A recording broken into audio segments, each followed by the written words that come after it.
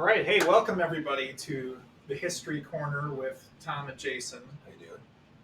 What's happening, Tom? Not too much. This We're is chilling. this is our first recording. Yeah, and we clearly don't know much about what we're doing, but we're just trying to have fun with it. And maybe if we do this enough times, we'll get it decent. But this is kind of our experimental one. My first 10 or 20 or so might be experimental. We'll see. But For sure. yeah, My first time doing a podcast. Yes.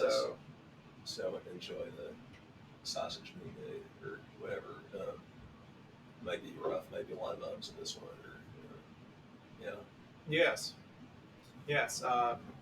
So let's see. Our intent here is to do a history podcast. Yes, we'd like to do a history podcast from the perspective of two amateur individuals with no credentials who are just interested in things. We're two friends who talk about history the way other people talk about football games or something.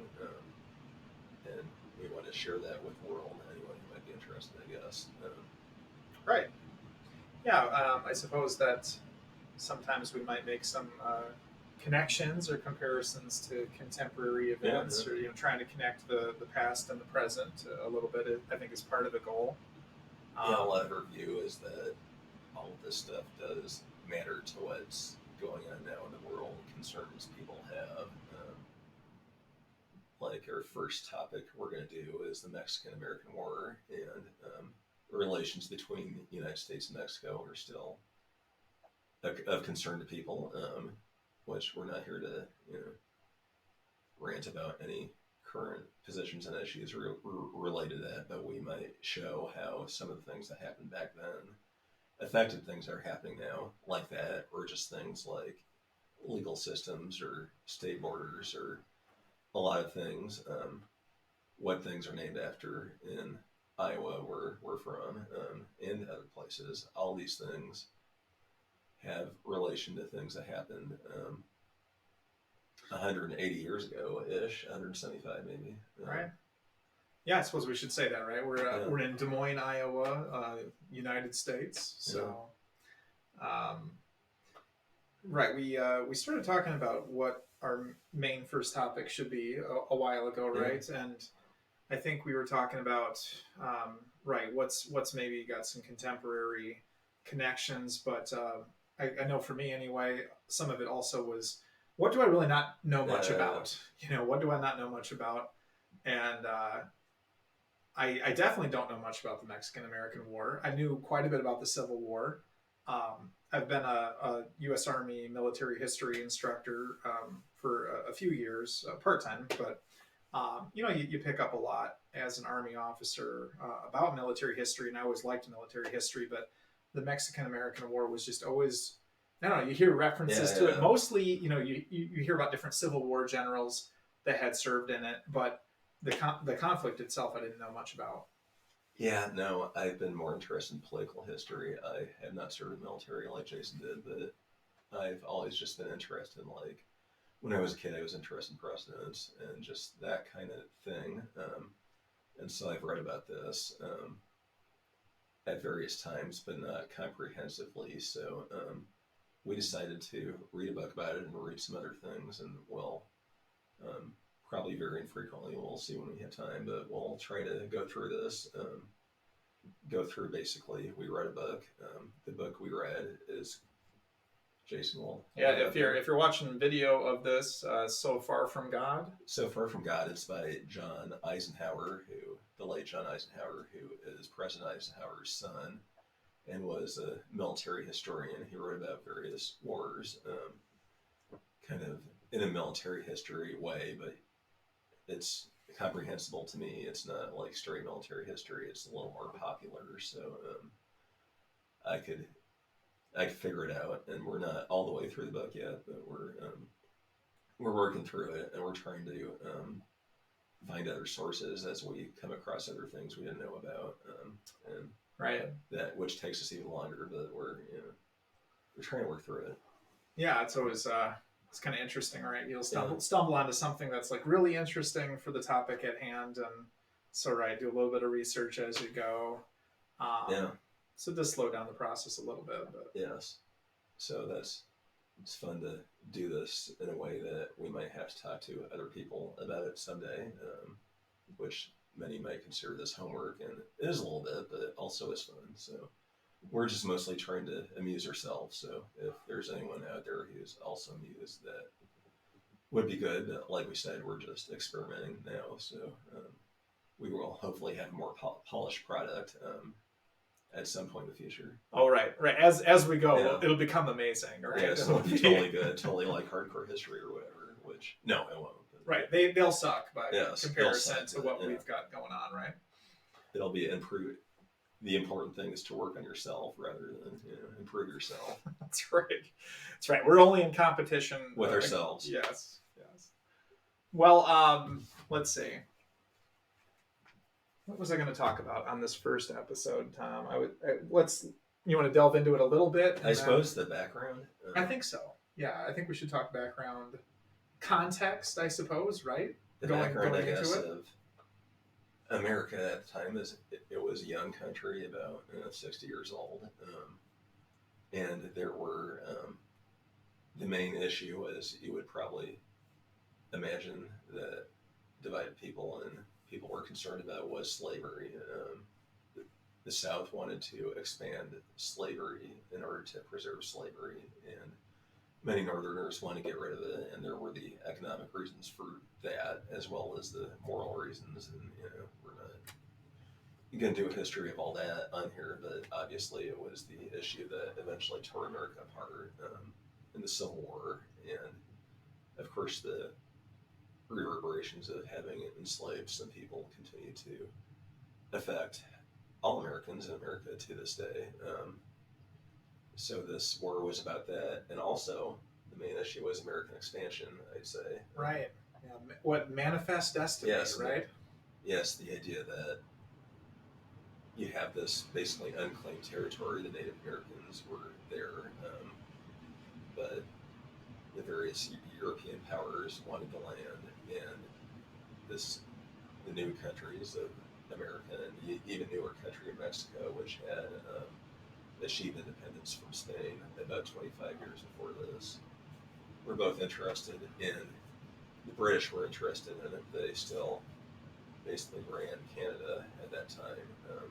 It did not have a degree of independence then, I believe, and Yeah, I think that's right. they had claims on what they called the Oregon Territory, which was basically the entire western United States, and Mexico at this time had claims on basically the entire Southwest, anywhere from California to maybe Colorado into Mexico. Yeah. That was all Mexican territory. That's a vast expanse, isn't it? When you think That's a about lot. If you ever, how much territory Mexico yes, controlled after Spanish independence. the entirety of California, of course, very few white people lived there. It was like Right. San Francisco and Los Angeles were both pretty tiny settlements, maybe a few thousand people in these. Right. And yet there were obviously Native Americans, and that's certainly another thing that was going on, the wars between America and the Native Americans. Yeah, it's an interesting era, really. Yeah. For me, I don't know that much about American history, even certainly between the War of 1812 and now what we're looking at in the Mexican-American War. And even my mastery of the War of 1812 is pretty limited. Yeah. Like I know about Battle of New Orleans and certain other major things. It's not what most people study. Most people who are into war will study the Civil War, World War II. There's a lot of interest in World War I think, but like the earlier American wars, I don't know that much about them. And like I said, we know more about history than most non-professional people, just because we read a lot about it, and we still didn't know much about this. So that's why we're interested. Yeah, it is kind of funny where I think so many military history buffs, they know the Revolution. Yeah. They know the Revolutionary War, whether it's Lexington and Concord, Bunker Hill, Saratoga, Yorktown. They know the progression, but but right, you go to 1812 and it's like Battle of New Orleans. There's some things going on in Canada. I don't really know that much about it, but even just stepping back, I guess, to maybe try to talk a little bit about the setting for this conflict. Uh, to me, it's still not. It's not super clear. It is clear enough that the British are still considered Yes. a rival, a threat, a security kind of risk for America. Which when you think about the War of Yeah. 1812 was not that far removed from this conflict, so that it kind of makes sense where you have not yet had this cooling of Anglo-American Yeah. relations. America was trying to establish itself, and their relations didn't become.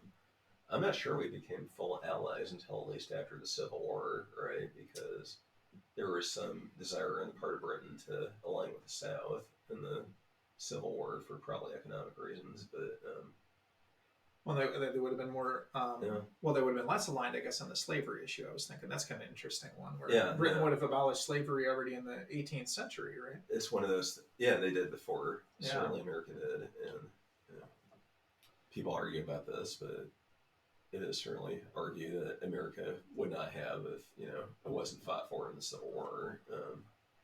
And even then, it took 100. The liberation of our African American citizens has been an ongoing project. But yes, in terms of the abolishment of slavery that happened in the first half of the 19th century for Britain, right? And then Yeah, I think so, or maybe even earlier. So Might have that been 1700s. Yeah. and that was probably popular pressure more than anything as Britain became more democratic and less feudal. Yeah. So, I mean, going back to when did the British and Americans really have that full? I mean, I would think throughout the Victorian era Yeah, that we're pretty much in competition, right? yeah, Through the kind of the colonial, early colonial aspirations of America, and probably only when you get to about World War One. no, that's what I'm thinking. When It's pretty much World War One, right? when our interests finally became aligned, Yeah. would be World War One. I'm not sure they were before that. At least based on I haven't done much research on this topic, but that's World War One is generally when you think the alliance came together, and it's been fairly strong ever since. There's been some issues like Suez in 1956, Right.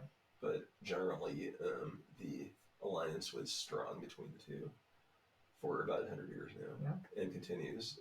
You would say to this day that America and Britain are allied in various matters in foreign policy, like Ukraine, probably Israel, which various things that are controversial now. But yeah, the alliance continues. But yes, in this time there is still competition, and there's still question about who would control this territory. That again, there were very few people of European descent in this territory, so it was just unclear, and there was a lot of sentiment in America, as Jason said, to make sure we took as much of this as we can for various reasons. Yeah. I think most Americans wanted to have this territory. There were questions about, especially the Texas thing, which we'll get into eventually, but whether slavery would be expanded into these places. The slave states wanted to expand slavery because they feared if slavery, the territory in which you could enslave people, wasn't constantly expanding, that the pressure to abolish slavery might increase. And of course, there were economic and increasingly moral reasons why the Northerners did not want this. So that was always a background issue. And basically, these two issues were basically the big political issues. I mean, there's always economic issues and, how are people doing? But I think it's fair to say that these were the big political issues that divided the Democratic Party and the Whig Party, which were the two Whigs, big parties at this time. Now, the Whigs, are they effectively like the predecessors to Republicans, or do you know if there's any Yeah, it's pretty much like Abraham Lincoln was a Whig. He was elected to his one term in Congress during this from the Springfield, Illinois area, and he eventually became the father of the Republican Party. So yes, the Republican Party was founded around the Civil War, and the Democratic Party has existed pretty much since It's like Thomas Jefferson yeah era, right? since the end of the Good Feelings era of George Washington, and there was a political division. The Democratic Party has existed. I mean, it's pretty much completely different than like the interest it's protecting now as opposed to then. They're pretty much flipped 180. Yeah. And you could, I mean, pretty close to 180. There's still some, but like Democrats had for years the Jefferson Jackson Day dinner, and they don't do that anymore because Jefferson and Jackson were advocates of slavery and other things that Democrats wouldn't want to be associated with now. You're kind of talking the whole flip, where Yeah, the the whole flip. Democrats were like aligned Yes. with the We're southern aligned with the states, southern right? states, yes. And then that changes what in like the 60s. Yeah, and like yeah, I mean, pretty much with the Civil Rights Act. Yeah. Was when Goldwater won 6 deep southern states, I believe, or maybe 5, and Arizona, and barely won Arizona, his own state. And that was entirely over civil rights issues. Previously, the Democrats had pretty much always carried the South. I mean, there were exceptions, like Eisenhower won a couple of southern states, I think, but generally the Democrats carried the South for its entire history, and that was when the South was mostly rural, and basically rural southern interests were a big part of the Democratic coalition, as well as eventually immigrants in big cities. Yeah, I thought it was. Like, I was just gonna say, I thought it was really interesting with you talking about the parties, the election of 1844, Yes. and looking at the map. And if you're watching this on video, I'll share this in a second. But it's not it's Yeah. not like the clearest political map No, in terms of I the should- alignment. I should clarify. It wasn't that clear at that time. The Democrats generally represent Southern interests, but the Whigs had power in the South. It was probably more competitive than it was after the Civil War. I think it's fair to say. Right. It's not like Yeah. or it's not like like a Union Confederacy No. split here in terms of like Whig and Democrat alignment. No, I mean the Democratic Party had was I think more supportive of slavery and expansion of slave territory, but there were Whigs who wanted that too. I mean, it's interesting from a political science perspective. It's only recently that parties have ideologically aligned, that the Republicans represent conservatism generally, and Democrats represent a more center-left perspective, I guess. Kind of that monolithic. It used to be a broad coalition of various interests, but I think it's fair to say that Whigs were less enthusiastic about expansion of slavery. Yeah. I want to circle back just for a second to the British power. Yes. I think you touched on this, just the notion that, when we talk about manifest destiny, which I guess that spirit of kind of that westward expansion maybe goes back all the way to pretty much the beginning of the 1800s, Yeah. pretty much, is at least what the authors seem to say. Sure, for America, of course, this was a time of the European empires, and Britain probably had the greatest empire of them all, or by great I mean large. Yeah. That's probably right, isn't it? I mean, Oh yeah, for sure. Right. So I mean, and it was all largely due to the naval power superiority of British naval power over any of their European competitors at the time. yeah. So let's touch on that a little bit. So I mean, that's part of the context with that westward expansion.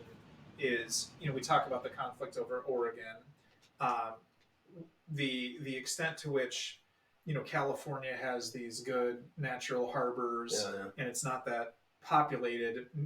Suggests, I guess, in terms of policy that there's some concern that maybe the British would seize like a San Francisco Yeah. or something like that. So there's a little bit of that competition with Britain, I think, comes into play as far as the westward expansion is concerned. Also, you had the collapse at this stage, effectively, of the Spanish Empire, Yeah. right? Which is how you have in independent Mexico in 1821, and so there's a bit of a power vacuum there, Yeah. I think, in Mexico and maybe elsewhere in Latin America, where there's kind of concern over British and French Yes. expansion into those areas also. So there's a little bit of that where it's, hey, if we don't go seize it, maybe they're gonna take it. Yes, I suppose it was unclear at this time, how Mexico would end up doing. There was a subsequent attempt by France to basically, take over Mexico, have it be a proxy state of France, pretty much, and that was eventually, you know, sent back. Right. You do have these other Yeah, these other French, especially, Yes. interventions in Mexico in the 19th century, where sometimes it's ostensibly about the repayment of debt, Yeah. right? It's Of course, Mexico has all these things have failed, and Mexico has remained an independent country since their original independence. But it was a struggle at times, and in the beginning, there was a great deal of political instability, I'd say. right. And we've been trying to, pin this down. We are certainly don't have any knowledge of, Mexican politics really now or then. So it's been a challenge for us, but we're trying to piece together who was in charge of Mexico at this time and like what the political interests were.